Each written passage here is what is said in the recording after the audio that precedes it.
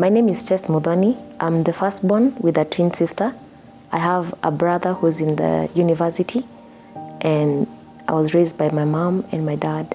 I love interior design, so I came up with an idea of making table runners and pillows, African printed, and that's what I do part-time. I grew up in a very humble background, and we had to manage what came to the table, or what my parents provided. Although I'm the firstborn, so that really did not affect me as much, because there was the younger one, was given more attention. So I just learned the hard way.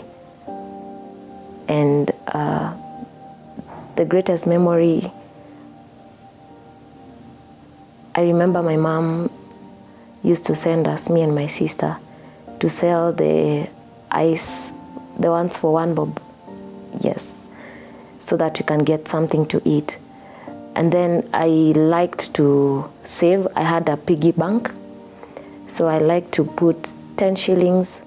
And one day I remember I saved the day where I gave my mom like coins worth 300 shillings. That was just amazing. I remember that my mom did not have money to buy us food. So I told her I have some coins that I had saved, and I went to my small kasuku, and I just gave her 300 shillings of coins. And that was just, she was amazed that I could do that. I could put coins aside. The one thing that has impacted my life is, first of all, the loss of my child. I was 24 years old, and I got pregnant. It's life-changing, because now it's another stage where you have to be a mother when you're young. And the journey was amazing. It was amazing to just know that you have a baby in your womb, and there are different feelings. To me, that was just different and amazing. Although now, after I gave birth now, I took care of the child for a month. It was beautiful. It's like, I don't know what to call this type of love. It can't be compared with any type of love. And you only feel it when you have a child. You're sleep, you've not had any sleep, and they cry in the middle of the night. You cannot even be annoyed. You just feel love. In fact, it's the best thing you can feel at that point. So I remember that day we left my mom's house. It was the first time I'm going back to where I was staying. I used to stay in Rongai.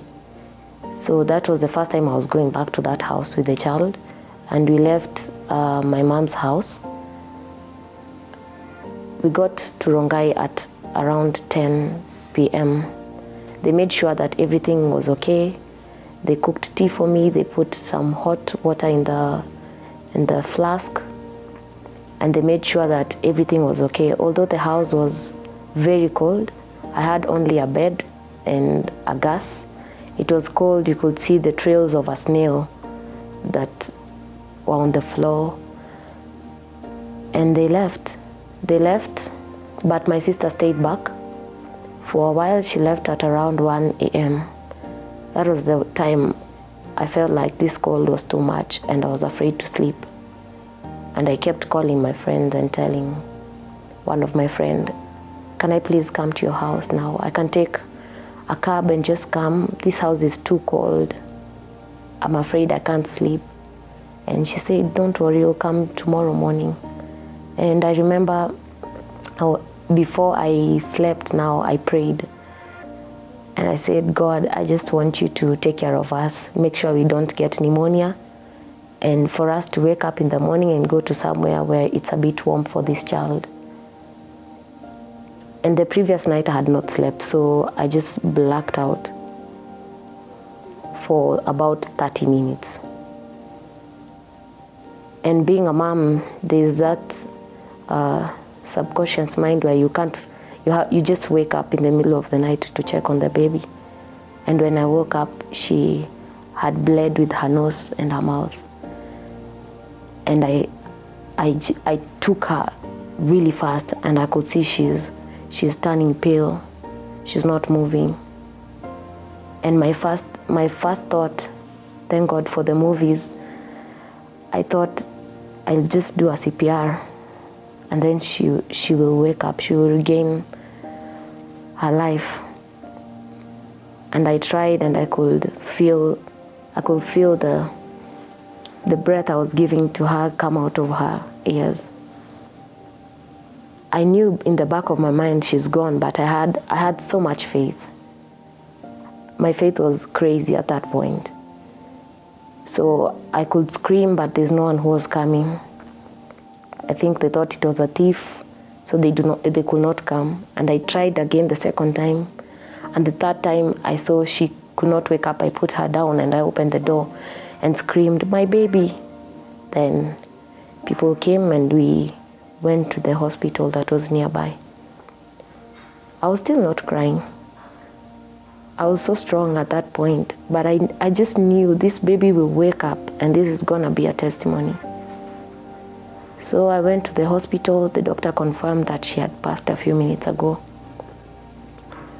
And they tried to cover her, but I said, don't cover her. Her soul is still there. She's alive inside. Let me just pray. And I went down on my knees, and my faith was extreme. I could tell God to just drop this building, and I knew me and my baby will just be alive at the end of the day. And I just held the baby and I told her, it's time to breastfeed. Wake up. You're a fighter like your mom. Then I just had to accept. Not immediately, but I saw there was nothing that was happening, because I begged the doctors to even inject her something that will make sure that she's awake. I could see nurses crying. Then I started now calling my family and telling my mom, the child is dead. But after hanging up, I would just go back to the doctor and say, she's not dead, just inject her. Inject her whatever you can. Because I knew this is their job. What helped me is I had to decide. After the burial, they tried to give me some medicine to calm my brain, and it affected me because I didn't have any feelings. I could not dream.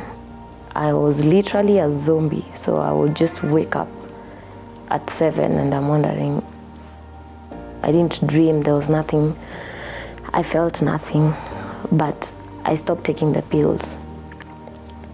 And people went back to their lives. Now I'm alone. I'm alone in the bedroom. I'm alone when I'm walking on the road, on the matatus.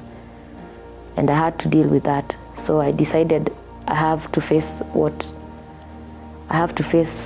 my fears and accept that this child is gone. So I sought spiritual divine. I just prayed, and God just confirmed that everything is okay. I just got some peace of mind, but in my heart she always remains. Her memories were always there and they will always remain. And so I just prayed, and then I tried my best to exercise and talk to people. And I talked, I don't know what happened, but I got some people who had lost their children, and I will go to their houses and we will talk about their baby and my baby and their behaviors when they're small, and we would cry together. And that kept strengthening me for the longest time. And at least I will talk about my child and people would listen. My fiance. This guy allowed me to keep those clothes, keep everything that I had for that child, look at them every day, cry, talk about it 24/7, and he just sat there and he listened. Yeah, and now I feel very strong. As you can see, I'm not crying.